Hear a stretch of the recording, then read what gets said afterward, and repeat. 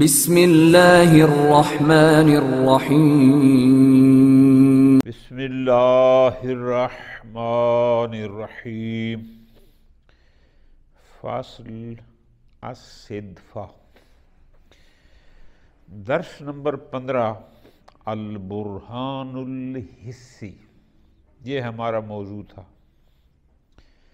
کہ ہم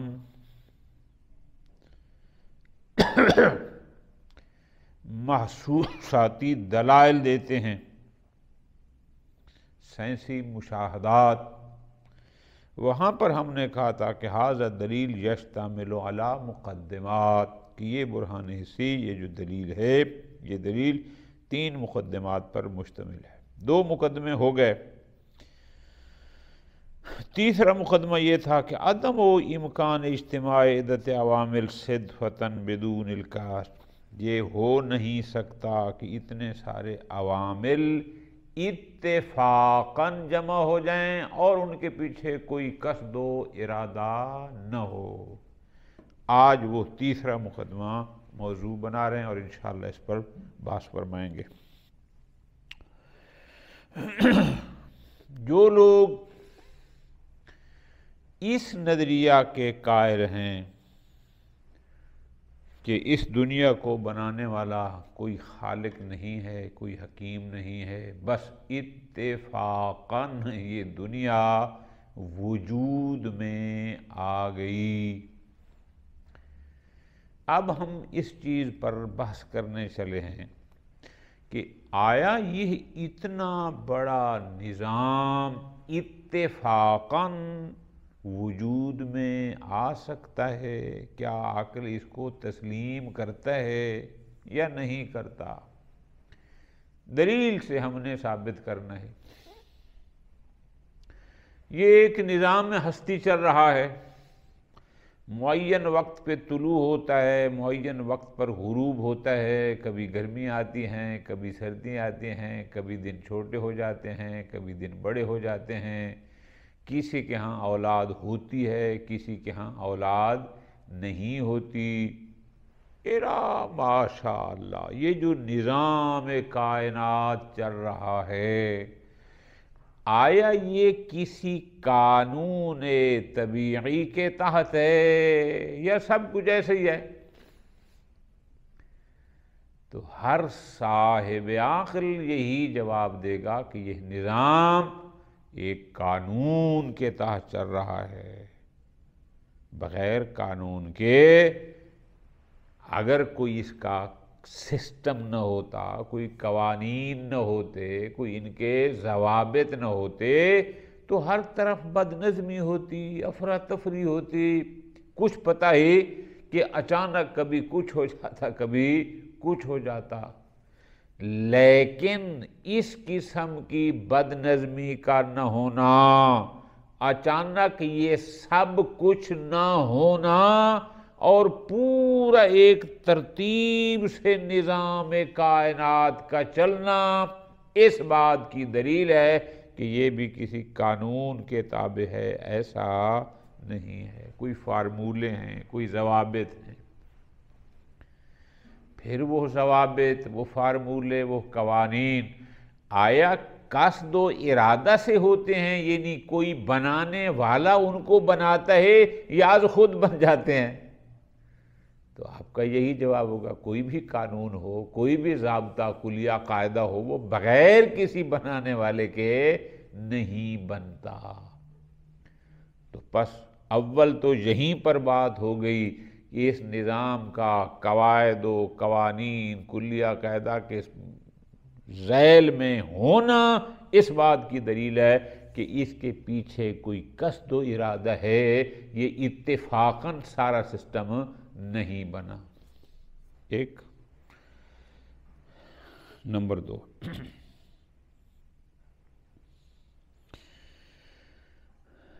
آگے جو فرماتے ہیں آسان سا کہ سائنسی محققین نے بھی بڑی بڑی تحقیقات کی، ماضی میں کی، اب بھی وہ باقی ہیں، ٹھیک ہے جی۔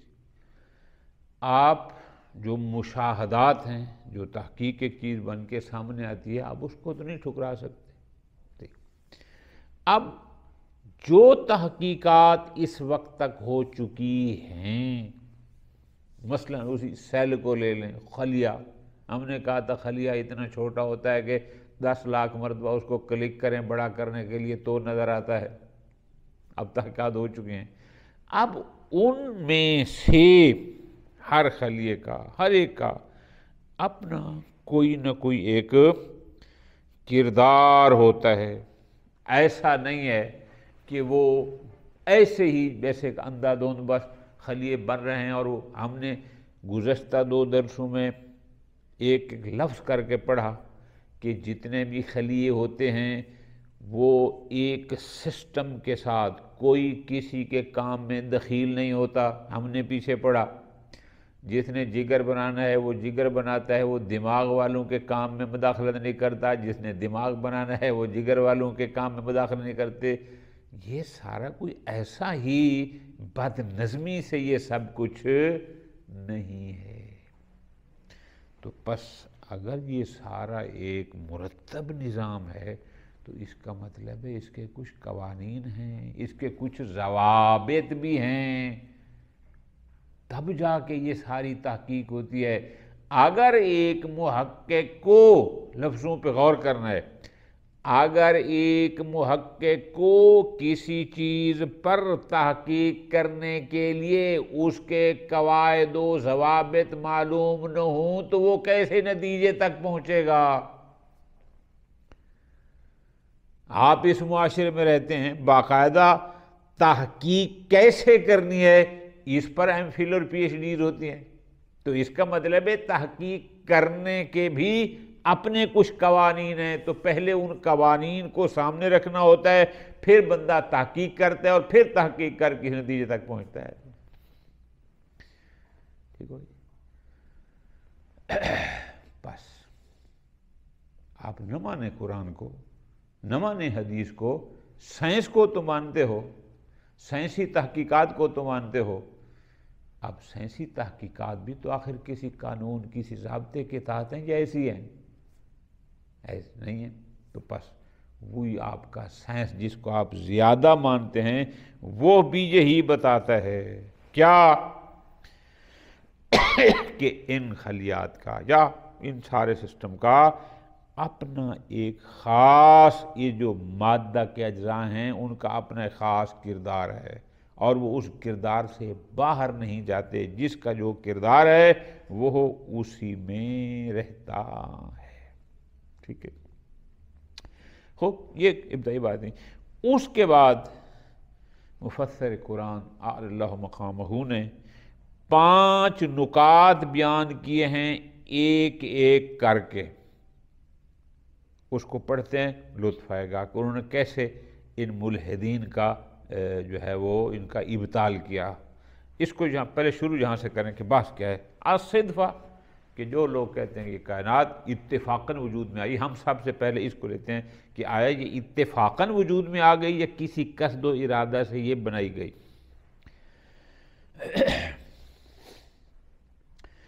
اذا کان النظام السائد فی الکون، کہ یہ نظام جو اس کائنات پر حاکم ہے، من الذرۃ الی المجرہ، جو ایٹم سے لے کر کہکشاں تک، اور ذرہ سے مجرہ تک، یعنی ایٹم سے کہکشاں تک، یہ سارا نظام جو اس کائنات پر حاکم ہے، تحت نظام قانونی، یہ نظام ایک قانونی ہے، ایک ضوابط اور کلیہ قاعدہ ضابطے کے سے مزین ایک نظام ہے، یعنی ایسا کوئی بے قاعدہ، بغیر قوانین، بغیر کسی ضوابط کے، بغیر کسی، ایسا نہیں ہے، نظام ایک قانونی ہے۔ ٹھیک، والقانون ينبع عن القصد والارادہ، قانون ہمیشہ قصد و ارادہ خبر دیتا ہے۔ کیا مطلب؟ قانون کو بنانے والا کوئی قوانین بناتا ہے، قانون از خود تو نہیں بنتے، اس کا مطلب ہے یہ قانون ہے تو کوئی پیچھے عزم و ارادہ ہوتا ہے جنہوں نے اس کے تحت ایک قانون کو پاس کیا ہوتا ہے۔ ٹھیک، وَإِذَا لَمْ يَكُنْ هُنَاكَ قانون، اگر وہاں پر کوئی قانون، کوئی ضابطہ، کوئی قاعدہ، کوئی کلیہ نہ ہو، فَإِنَّ ذَلِكَ يَكُونُ عِبَارَةً عَنِ الْفَوْضَىٰ، تو پھر یہ کائنات ایک افراتفری اور بد نظمی سے عبارت ہوگی، کوئی جس کا سسٹم نہ ہو، جبکہ ہم دیکھتے ہیں ہر شے منظم ہے۔ وقد اثبتت جمیع الدراسات العلمیہ، تمام سائنسی تحقیقات نے یہ ثابت کیا ہے، بصورت، یعنی اس انداز میں کہ ثابتت فی الماضی، جو ماضی میں تحقیقات ہوئی ثابت تھا، ولا تزال ثابتۃ فی الحاضر، اور زمانہ حاضر میں بھی وہ تحقیقات اب بھی موجود ہیں، ثابت ہیں۔ وہ کیا کہتی ہیں؟ سائنسی تحقیقات نے اس بات کو ثابت کیا، لفظوں پہ غور، کیا؟ ان سلوک ای جزء من اجزاء المادہ، کہ مادہ کی اجزاء میں سے ہر جز کا کردار، صغرا، چاہے وہ بہت چھوٹا ہو، او تضاعل حجمہ، اور اس کا حجم چاہے جتنا بھی ناچیز ہو، او بہت چھوٹا ہو، جیسے ہم نے کہا تھا کہ ایک جو سیل ہوتا ہے 10 لاکھ مرتبہ اس کو کلک کرو تب نظر آتا ہے بڑا کرنے کے لیے، خوب، تو مادہ کے اجزاء میں سے ہر جز کا کردار لا یمکن ان یکون سلوکا عشوائیہ، ایسا نہیں ہو سکتا کہ اس کا کردار عشوائی کہتے ہیں اندھا دھند کو، اندھا دھند ہو، یعنی وہ بے نظم ہو، ایسا نہیں ہے، بغیر کی سسٹم کے ہو، بس اتفاقاً کچھ ہو جائے، کچھ ختم ہو جائے، نہ، ایسا نہیں ہے۔ بل انہو یخضع، بلکہ اس اجزاء مادہ میں سے ہر جز کا جو کردار ہے، یخضع لقوانین طبیعیہ محددہ، وہ ان معین طبعی قوانین کے سامنے تسلیم شدہ ہے، کہ جو قوانین طبیعی موجود ہیں، ضوابط، وہ ان کے ساتھ ہے، ان سے ہٹ کر نہیں ہے، ٹھیک۔ وفی کثیر من الاحیان، اکثر اوقات یتم اکتشاف القانون، قانون کا کشف ہونا تام ہو جاتا ہے، یعنی ایک قانون کے بارے میں پتہ چل جاتا ہے قبل اکتشاف اسباب ہی، اس کے اسباب کے کشف ہونے سے پہلے قوانین کا پتہ چل جاتا ہے، او فہم طریقت عمل ہی، یا اس کے عمل کے طریقے کو سمجھنے سے پہلے، بفترۃ طویلۃ من الزمان، ایک اور لمبا عرصہ، بہت عرصہ پہلے سمجھ آ جاتی ہے، ٹھیک۔ لیکن فرماتے ہیں لیکن ہم دیکھتے ہیں لمجرد معرفت القانون وتحدید الظروف التي يعمل في ظلها، کہ اس قانون کی معرفت کی وجہ سے، چونکہ اس قانون کو جانتے ہیں، لمجرد معرفت القانون، ان قوانین کی معرفت کی وجہ سے، وتحدید ظروف، اور حالات کے بھی انہی قوانین کے سائے میں معین اور محدود ہونے کی وجہ سے، یسک الکیمیون فیہ کل السکا، کیمیاگر، یعنی یہ جو کیمیا والے لوگ ہوتے ہیں وہ اس پر مکمل بھروسہ کرتے ہیں، مکمل بھروسہ کرتے ہیں، کیوں؟ او لمجرد معرفت القانون، چونکہ وہ قانون کی معرفت رکھتے ہیں، لہذا اس پر مکمل بھروسہ کرتے ہیں۔ وَيَظِلُّ الْقَانُونُ عَامِلًا، اور یہ قانون اپنا عمل کرتا ہے، کردار ادا کرتا ہے، وَمُعَدِّجًا إِلَى نَفْسِ النَّتَائِجِ، اور ان نتیجوں تک پہنچاتا ہے۔ لَيْسَ مِنَ الْمَعْقُولِ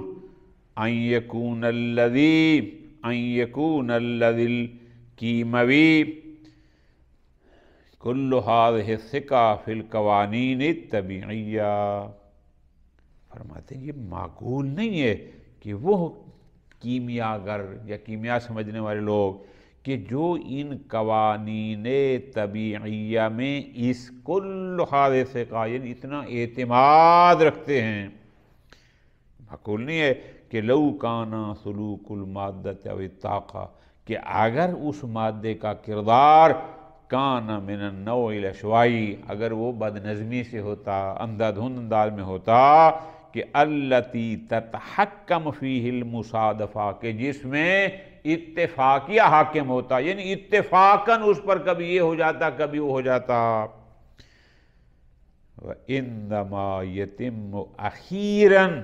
ادراک الاسباب التي تجعل هذا القانون الطبیعی عاملا. اور جب ہم نے دیکھا کہ جب ان اسباب کو درک کر لیا گیا، پتہ چل گیا کہ جو اس قانون طبیعی کو عامل بناتے ہیں کہ یہ وہ قانون طبیعی تھا جس نے یہ کردار ادا کیا اور جس سے یہ چیز اس طرح ہوئی. وَتُفَسِّرُ لَنَا حَقِيقَتَهُ، اور اس کے لیے وہ اس کی حقیقت ہمارے لیے واضح کرتا ہے. فَإِنَّ أَيَّ عَصَرٍ لِفِكْرَةِ الْإِشْوَاعِيَّةِ وَصَدْفَةِ، لہذا جو بھی فکر اشوائیہ یعنی وہ اندھا دھند والی فکر اچانک ہو گیا، وصدفہ، صدفہ یعنی وہی اتفاقاً ہو گیا، فی سلوک المادہ، کہ یہ مادہ کا کردار یا طاقت کردار جو ہے یہ سارے کا سارا سوف یندثر، یہ درہم برہم ہو جاتا ہے اندثاراً تاماً مکمل. اس لیے کہ جو لوگ کہتے تھے کہ جناب یہ بس اندھا دھند ہے، بد نظمی سے ہے یا اتفاقاً ہو گیا، جب یہ ساری چیزیں ہم دیکھی کہ یہ لوگ اتنا اعتماد کرتے ہیں اور اس کے پیچھے قوانین ہیں، تو پھر یہ والے نظریہ اتفاقیہ والا ختم. فرماتے ہیں لولا ثقۃ الانسان ان هناک قوانین یمکن کشفها لما اضاع الناس اعمارهم بحثا عنها فلولا ثقۃ الانسان، اگر انسان کا یہ اعتماد نہ ہوتا کہ ان هناک قوانین، کہ اس کے کچھ قوانین ضوابط ہیں کہ جن کو کشف کیا جا سکتا ہے، اگر انسان کو اس کا اعتماد نہ ہوتا لما اضاع الناس، تو لوگ اپنی عمروں کو ان کی تحقیقات میں ضائع نہ کرتے.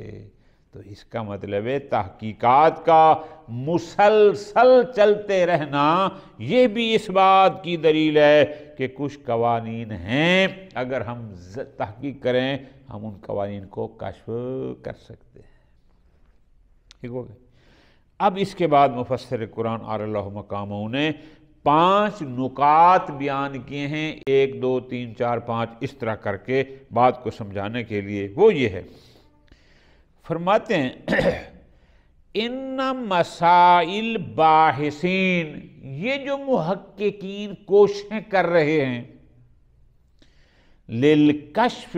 عن علت لأی حادث، جو چیز وجود میں آتی ہے نئی،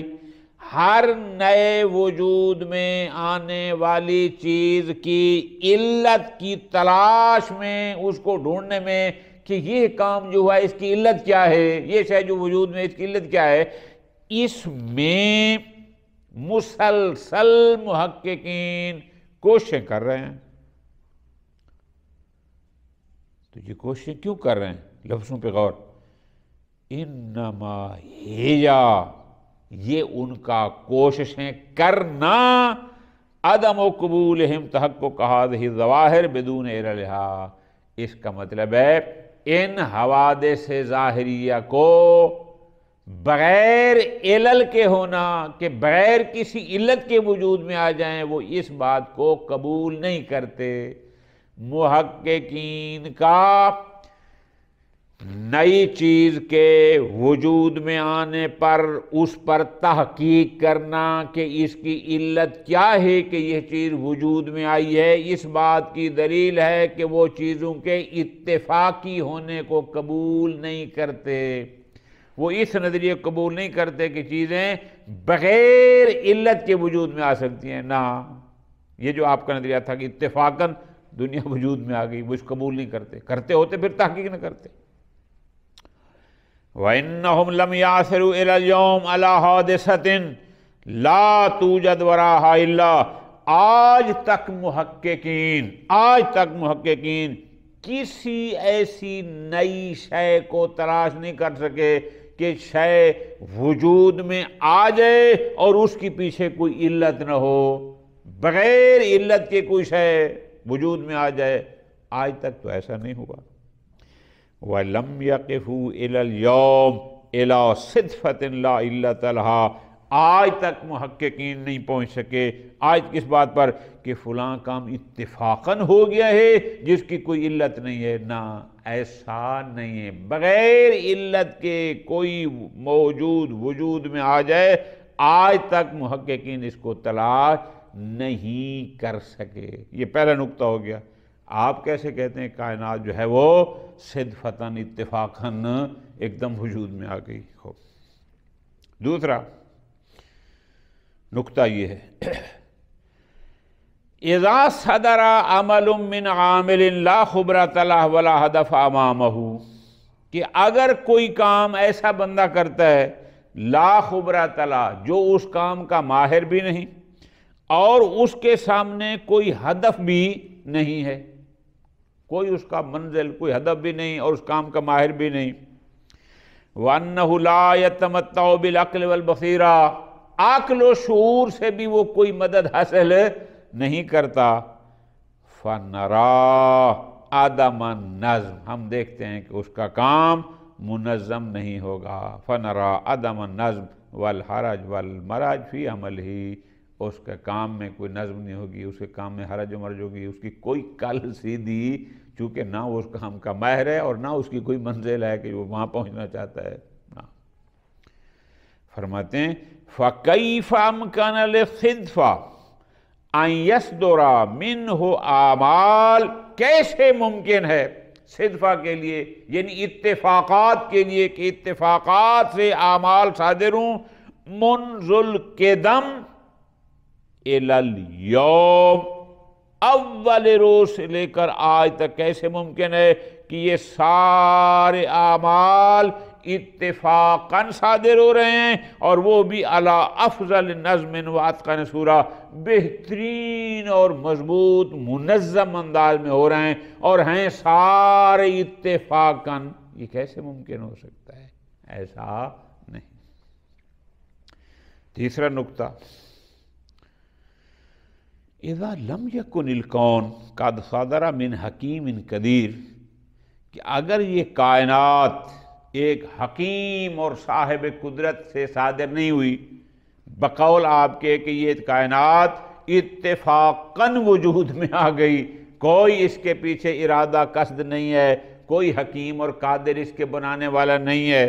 لَكَانَ فِي مَعْرَضِ خَطَرِ الْانْهِدَامِ فِي كُلِّ لَحْظَةٍ، تو پھر کہا جا سکتا ہے کہ جیسے اتفاقاً وجود میں آ گئی، کسی بھی لمحے یہ ساری کائنات خود بخود اگر وجود میں آ گئی تو پھر خود بخود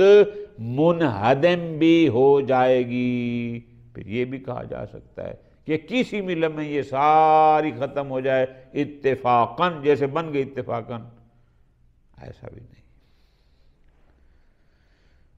چوتھا نقطہ بہت غور سے، وہ یہ ہے، اذا شاہدنا فی الکون کائناً صدر عن حکمت و شعور، ہم اس کائنات میں اگر مشاہدہ کریں کائناً، کہ ایک موجود ایسا ہے جو حکمت و شعور سے، یعنی کسی حکیم مدبر نے اس کو بنایا، ایک موجود ہے جس کو وجود دینے والا ایک حکیم ہے، ایک مدبر، ٹھیک۔ وقائلاً صادرہ صدفتاً، اور ایک موجود ایسا ہے جو اتفاقاً وجود میں آ گیا، من غیر قصد و حکمہ، اس کے پیچھے کوئی قصد، حکمت، کوئی ارادہ کچھ بھی نہیں ہے۔ یعنی دو قسم کے موجودات ہوتے، ایک یہ ہے کہ جس کے پیچھے حکمت، علم، قدرت، تدبیر موجود ہے، اور ایک یہ موجود ہے کہ جو اتفاقاً ویسے وجود میں آ گیا، ٹھیک۔ لَعَلِمْنَا مُمَيِّزَاتَ كُلِّ وَاحِدٍ مِّنْهُمَا، تو پھر ہم میرے پاس ان دونوں موجودوں کے ممیز بھی ہوتے کہ یہ وہ موجود ہے جو اتفاقاً بغیر قصد و ارادہ کے وجود میں آ گیا، اور یہ وہ موجود ہے کہ جو مال قصد والارادہ ہے، اس کے پیچھے کوئی حکیم اور قادر ہے، اس کے پیچھے نہیں ہے، ایسا ہوتا۔ بینما نحن لا نرا موجودا، جبکہ ہم دیکھتے ہیں کیا، جبکہ ہم لا نرا موجودا، ہم نے تو کوئی ایسا موجود خارج میں ابھی تک نہیں دیکھا کہ وجدا صدفتن، یا کہ جو اتفاقاً بغیر کسی پرانے کے ایسے وجود میں آ گیا، اور ہم نے تو ایسا کوئی موجود نہیں دیکھا۔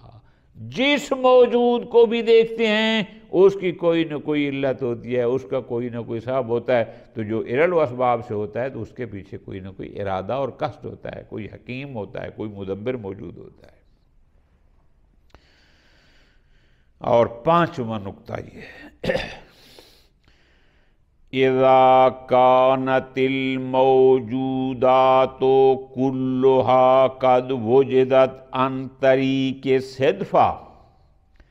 کہ اگر یہ تمام موجودات بقول تمہارے کہ یہ کائنات اتفاقاً وجود میں آ گئی، اتفاقاً، کوئی اس کے پیچھے حکمت و تدبیر نہیں ہے،